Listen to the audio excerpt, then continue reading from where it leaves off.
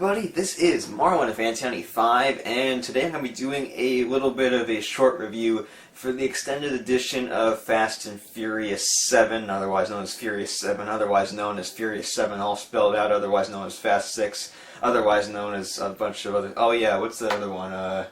Sky Mission in Japan, I think. That's so, lots of names for this movie. So... like the Furious 6 Extended Edition, which I saw, I think there are some extended editions for the other movies as well, but I've only seen extended edition for 6. It was not much. It was just a little thing here and there. So the only thing I'm really going to be talking about as far as the extended version of the movie is the introduction to Jason Statham's villain character. When I saw the movie for the first time and I saw his character being introduced as the main villain, I thought it was one of the coolest, most over-the-top introductions for a villain that there could be. Like, hilariously stupid, but it was just amazing. It was such a great entrance. And I thought that the quick jumps from, place to place really kind of gave it like a cool type of look. Even though you could tell it was one continuous shot, it just kind of had this cooler look that kind of shortened it up and, made it drag out less. Now, in the extended edition, we had some extended dialogue between him and his brother, who was in a coma, and which I thought it kind of made it a little bit more dragged out. I mean, it was like really cool dialogue and stuff, but it was, you could tell why they cut it in the final version of the film that was released theatrically. Now, his walk from that hospital room down to the lobby and out of the hospital, it really dragged on. And it was cool to see one continuous shot, but at the same time, the coolness was kind of lost, I think. So, if I ever watch this again, I'm really not going to watch the extended version like I do with Furious 6, because I like the opening in the theatrical version better. It just kind of has like a cooler look and tone to it, and the music fits better, and it works well, overall. I mean, one thing that kind of bugged me was when Jason Statham got in the elevator, his eyes kind of like slightly went to the left a little bit. It was kind of like toward the camera, so I don't know if that was like something of why they ended up choosing to go with the quick thing or something like that, or they could have just reshot. I don't know, but that just kind of bothered me how his eye kind of like flickered to the left. It was like he was kind of trying to figure out where the cameraman was without actually looking at him. But that was my only issue. I mean, it was, a lot of the other stuff in the movie, the extended stuff, it was nothing, it was really nothing that you would notice. It was just a couple of extra little shots here and there, like one extra like quick beat in a fight scene or something like that. So it was nothing really amazing. Now, moving on to the deleted scenes that were in the bonus features, I really think that they should have just went ahead and included the deleted scenes with Letty in the hospital in the extended edition, because it really fit in the movie well. And if you are watching the extended edition, you mostly likely saw the theatrical version, so it's not like they'd be spoiling that twist that they wanted to save until the end, which is why they ended up probably cutting those scenes. But I really liked those scenes, and they added a really cool element, and I liked that Letty ended up knowing about her being married to Dom earlier and not just toward the end, or we don't know when she ended up finding out, or if she just realized it or not.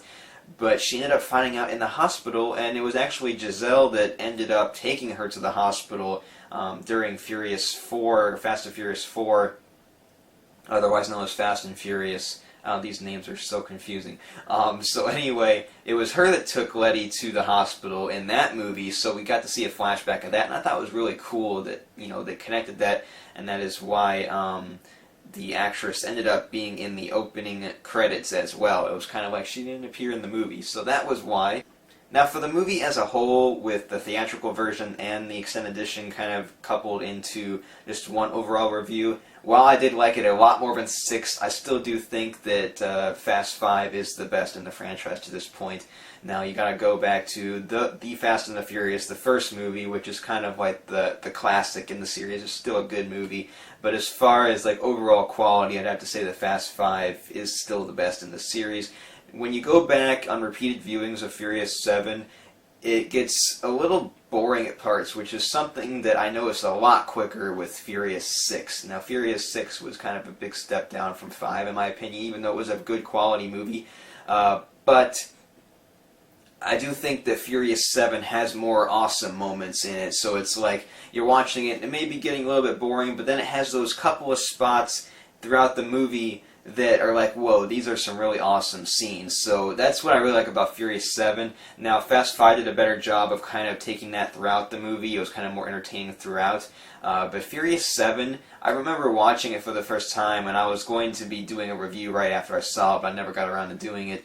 But something that I thought of was like, while watching this for the first time, it really seems like an event. It's like, this is like stuff is going down. This is like a huge thing that you're watching, especially with the montages and stuff. The montages were a big strength in this movie. We had the Race Wars montage, which is really well edited, and then we also had the montage of them arriving in Abu Dhabi, which is, again, extremely well edited, and just the music and stuff, it was just really perfect, especially with the Abu Dhabi scene.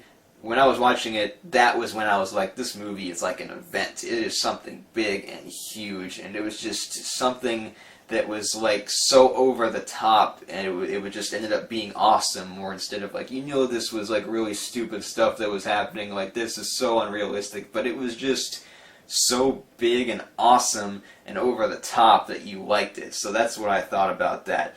Now, of course, the ending was just great. It was an amazing tribute to Paul Walker, and I thought it was, not a dry eye in the house, type of thing. So they just did a great send-off for Paul Walker, and I really enjoyed that montage there at the end with, the past Fast and Furious movies.